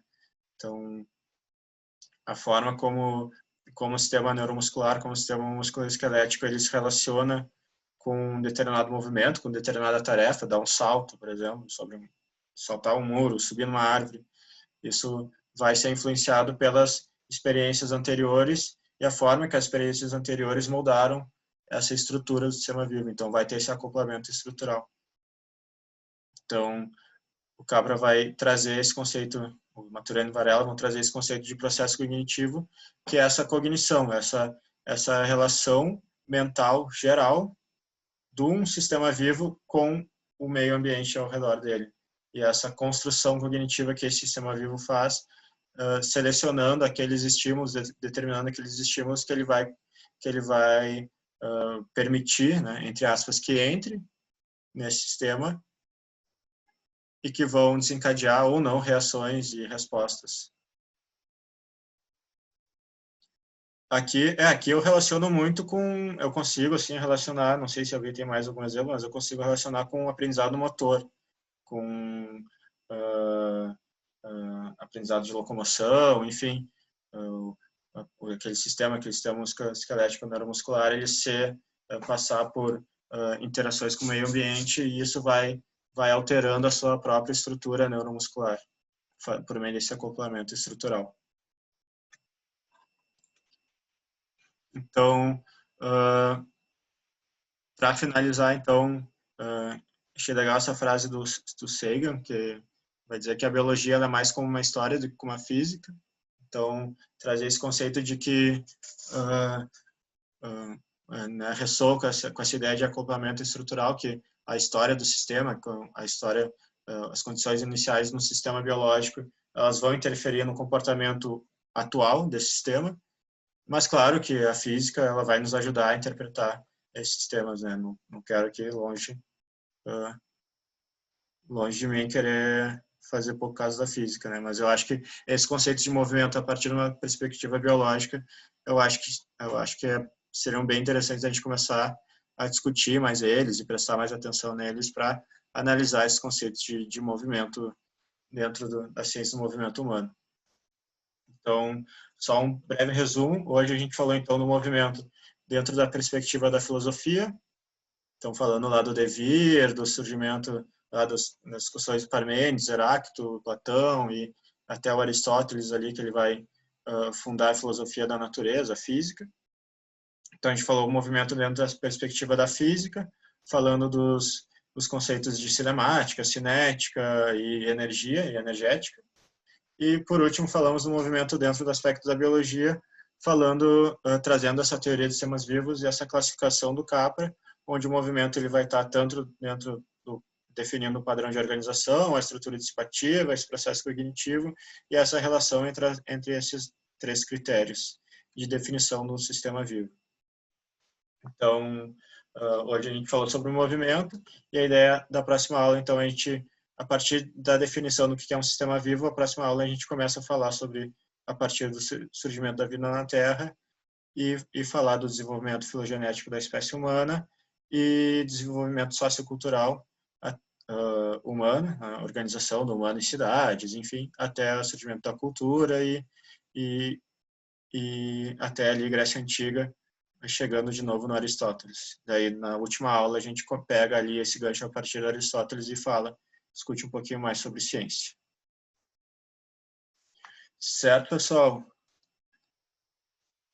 7h55, cheguei a dar menos. Agradeço a todos. Qual o dia da próxima aula? Quarta que vem. Mesmo horário, 6 horas, aqui no... É o mesmo link, tá, do Zoom. Eu vou mandar de novo por e-mail ali. Se alguém não recebeu o e-mail, acho que o Lucas não estava no e-mail ali também. Manda coloco o e-mail aqui no chat agora, eu incluo lá na lista. E daí, mas é o mesmo link do Zoom, não tem erro, tá? Quarta que vem, 6 horas. Valeu, André. Tchau, tchau. Boa aula hoje, gostei. Valeu, valeu. Ô, André, posso te fazer uma pergunta, professor? Claro, claro. Se tem movimento, existe vontade? Por exemplo, na lagartixa Schopenhauer, ele fala lá sobre a vontade na natureza. Se ela se dispersa de um pedaço dela e aquele pedaço tem movimento, aquele pedaço de lagartixa, ele tem vontade, assim como o resto da lagartixa?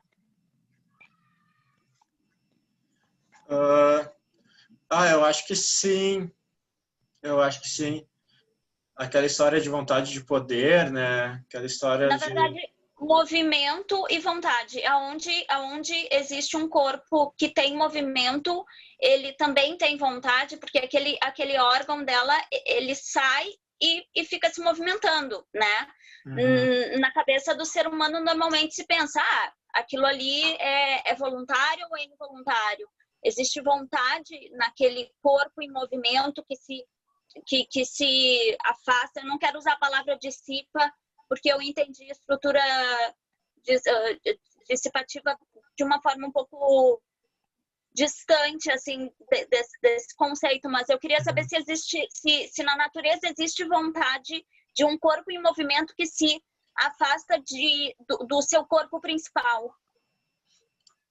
Eu acho que sim, Carol. Eu acho que dá para dizer que tem uma vontade ali, né?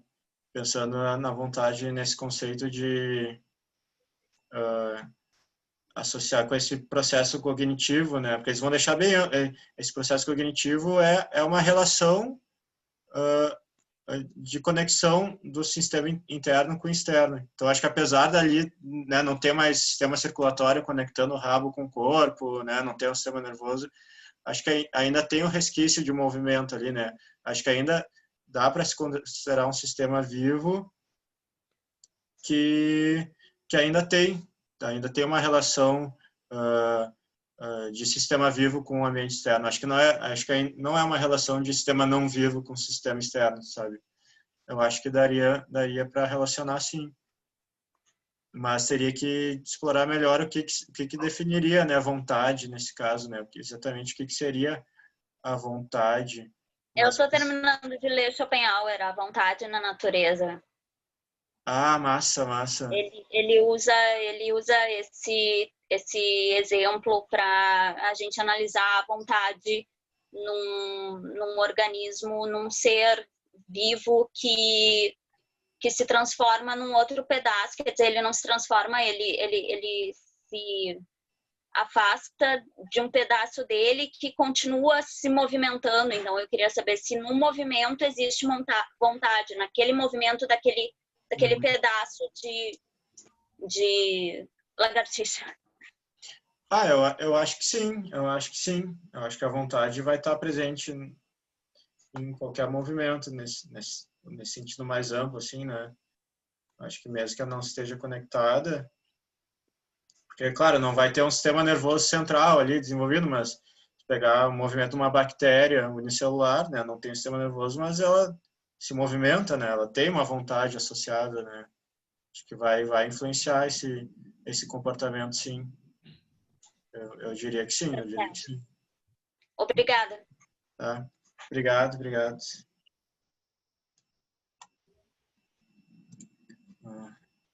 Certo, pessoal. Muito obrigado a presença de todos. Agradeço terem ficado até o final aí. Eu vou encerrar a gravação agora aqui.